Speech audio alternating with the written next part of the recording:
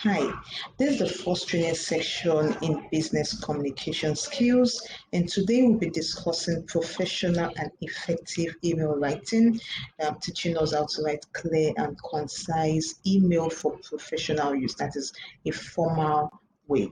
Okay, now in this training, what we'll be looking at, what we want to know is about email. We'll be teaching email as a written message, the difference between the writer and the reader, the types of email, guides to follow, the do's and don'ts, where I'll give you some samples. Then I'll also present you with free apps and resources that would help to perfect your writing skill. Okay, now just straight into the session.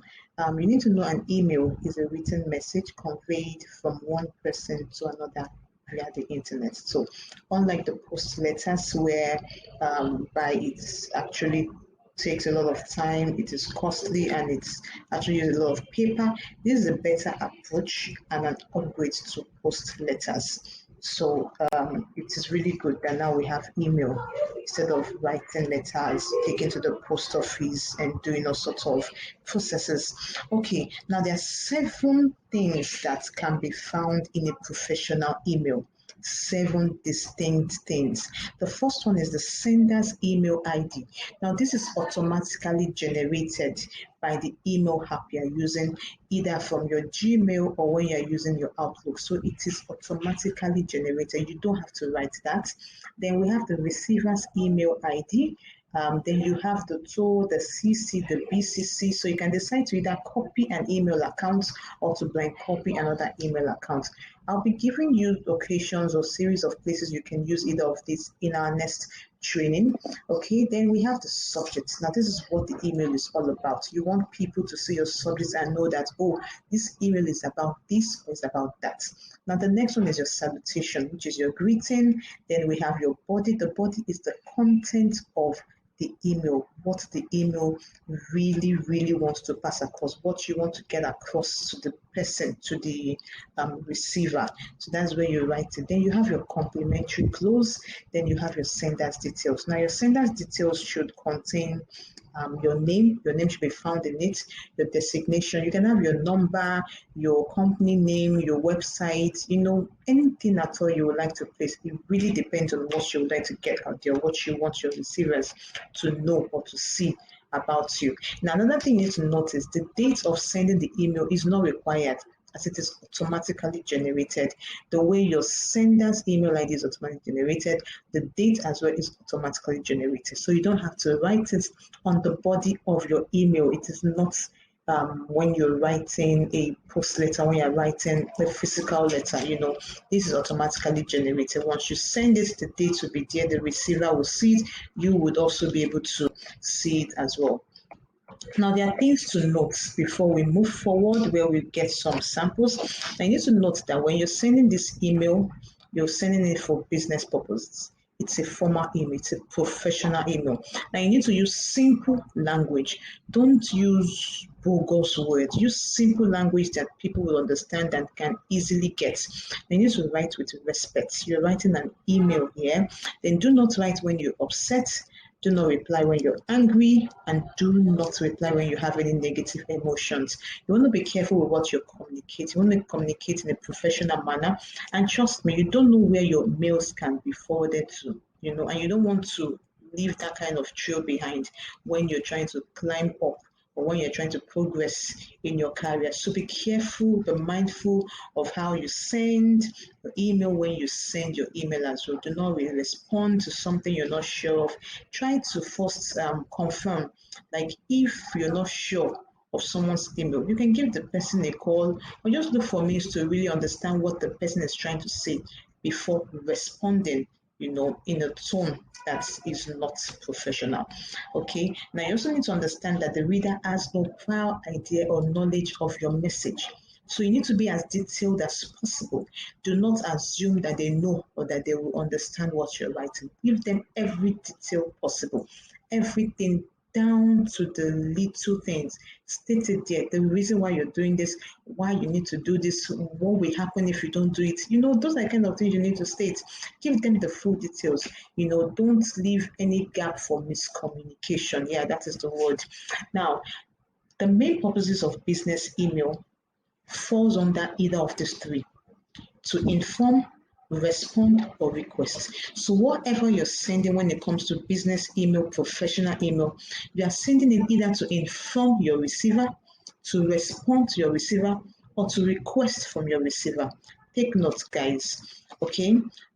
So there are three distinct steps to follow when writing your email. We have three stages: the pre-writing stage, the drafting stage, and the revising stage.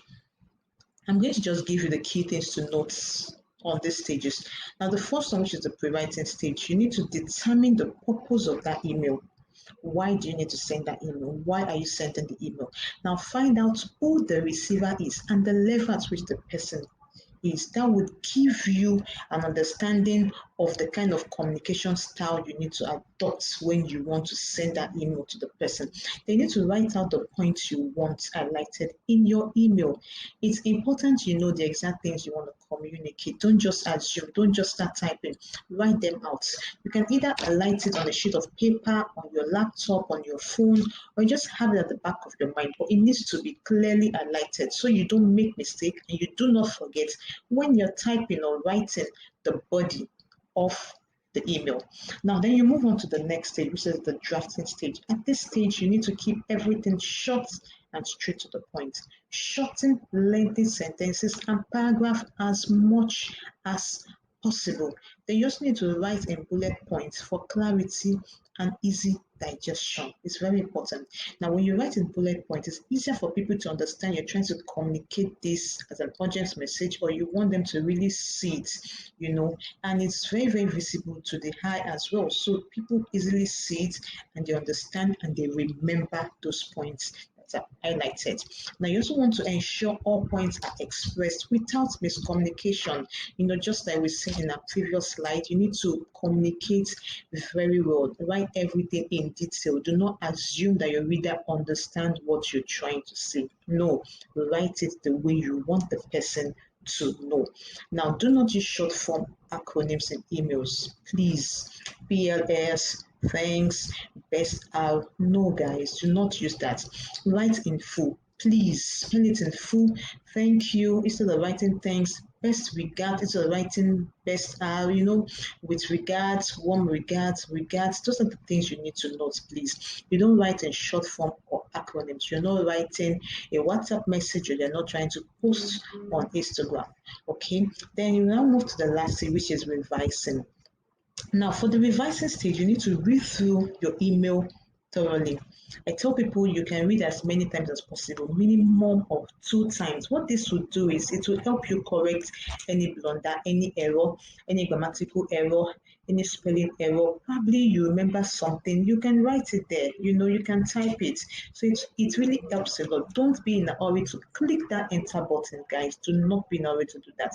Always read. There is no crime in confirming, checking, and checking before you send that email. Now, you also need to confirm that you passed all the highlighted points in the body of the email. No miscommunication, guys. Remember, that is the key. Now, you also need to use a professional and proofreading app to correct all grammatical errors, all spelling errors, and punctuation errors. Now, I use Grammarly app. I've been using it for like 3-4 years, and it's been very, very helpful. I just downloaded it, I added it to my email, added it to my Chrome, so it's easy. Whenever I use these things, I just get it done. It helps me. It gives me correction and the like. So they have the free version and the premium version. You can start with the free version. It is very, very helpful, and it will help you in minimizing every mistake to the barest minimum, to the barest level, guys. Okay, now here we'll be looking at some samples of do's and don'ts. On the left side, we have what you should not do. On the right side, we have what you can do. Yeah, now if you look at this, so what I would advise you to do is when you're watching this video, you can go back to it and just click the pause button at the point where you have the sample so that you will read through very well and see the mistakes and see the corrected versions. That would also help you. Now, but I would like to point out something. In the wrong part, we see that the subject was written in full capital letter. It is wrong, guys. Now, when I see this, it appears as if you're trying to scream. You're screaming. You're trying to place in that, oh, so urgent, so urgent. Even if you want to communicate something is urgent, there are better ways to do that. And look at the right form here. Place or make every word of that sentence capital. That is, the beginning of each word in the sentence should be in capital letter. Yeah, that's the sentence. So the beginning of each word in the sentence of your subject should be in capital letter as it is seen in the correct version. And then when you're starting a sentence, do not start with small letter, guys. These are simple English learnings. Now, in the wrong page, you see hi team, H and cap in small letter, and hi team. Hi team is not a good way to write in a business setting. Instead, you put good day team, and you put your comma, then you start. So I tell people to always paragraph well. Paragraph is your friend. Interkey is your friend. Spacing is your friend. Those three things you cannot do away with them when you're typing or when you want to write, communicate professionally in the business setting. Okay, now you see on this right part, it is properly spaced. We have like 4 paragraphs, which is properly and clearly stated there. We have the salutation, the greeting, the content, everything you need to do. And here we have timing. Timing is well allocated. Now, when you're sending email in a professional way or to a colleague or in a business setting, you need to make them understand that you are very time conscious, you manage your time well, and you know what it means to actually value the time of the company or to value people's time. Now, what you need to do is whenever you want to deliver something, always put a timeline to it, always have a time frame, always have a delivery time, and you communicate it. This is perfect. This is a good way to really express how professional you are and how effective you are at your job or at what you're doing. Just as it is stated here, it is clearly stated. And then when you're trying to get people to do something and you need a response, what you should do is to put an action point. Always end your email with an action point that is written here. Please ensure you reschedule your tasks appropriately. It is there. That is the action point. So people will see and they can easily note that that is what you want them to do. So you've given them the things they need to do, and you're also telling them how they can achieve it. Isn't it awesome and amazing? Yeah. So it's quite. We also see the way it is being closed here. We have the closing remark, thank you, and we have the sender's details. Look at it, Moyo Sarah, HRM Consulting. Now, this is very professional. This is a professional closing and professional sender's details. You see the name is there, the position is there. Some people might decide to add the email address, again, the website, the phone number. It depends on what you want to pass across or what you want your sender, your receiver to know about you. So you also need to just be careful when you're sending these things as well, right? So you can see it's very, very, way, way better than the left part, which is what you should not do. Okay, now we'll move to another sample. So this point is about permission. Now, when you see it, you will just notice immediately. Now, this permission you see, the left part is looking so jam-packed, so choked. This is not a professional way to write. Now, look at the right part. The subject is changed. It is more detailed. You have your salutation, the greeting, the body, everything is being stated there. So like I said, just click the pause button, read through the wrong and read through the right way of writing this email to really understand it better. I'll just be picking and just be giving you the highlights of it. Now look at this permission. Permission for what? You're leaving it blank. The subject is just blank. People will not know what you're trying to get permission for. But now look at the right part. Permission column, leave of absence. It's clear enough that you want to get permission for leave of absence, to be absent from work. And look at the greeting. You can use dear sir, dear ma, dear Mr. Flinch, dear Mrs. Tino. If you know the person name, fine, use it. It is better than just using the acronym. You know what I'm trying to say, right? So just read through it and then I'm sure you're going to understand it and it will help you improve your skill in writing emails. Okay, now timelines are very important. It is stated here, dates, time. It is very much important, and people will appreciate your mail more when you communicate this. Now, if I receive a permission email sent like the left part, I will not even grant the person. But if I receive the one on the right part, I will even be moved to, give the person the permission. Why? Because it is clear, professionally written, the timelines are stated, person has told me the reason why he or she needs to get this leave of absence, the reason, the days it's going to happen. The person has even told me that the pending tax will be sorted and communicated before he or she goes for the leave. So I'm very sure and I know that, the tax will not be neglected, the company's interest will not be jeopardized, even if the person goes away for this certain number of days. And then at the end, look at this, I await your kind consideration. Isn't it lovely? And then we have the thank you, it's very important. And the closing parts, the sender's details, the name, the position. Again, you can decide to add whatever you want to add to it. So these are examples, these are samples that you can actually look into to help you do the things you want to do, write a better email, improve on your skill. Now, we said that you should not write all your subjects in capital letters. Same way, do not write all your subjects in small letters. It is wrong, just as you can see on the left hand part of this particular slide. It is wrong. And if you look at the right side, you will see the correct version of it. And it is more detailed, company expense breakdown. And look at the way Good Day Sir is written. Note it, guys. And then you have the space. You click your enter key, and then that's another paragraph. Now look at the way it is started. Please find attached. The P on the left side is written in small letters, which is very wrong. I said every word in a sentence, every word starting a sentence should start with a capital letter. Please note it, and do not write short forms, do not write acronyms in professional email. Minimize it, stop it as much as you can.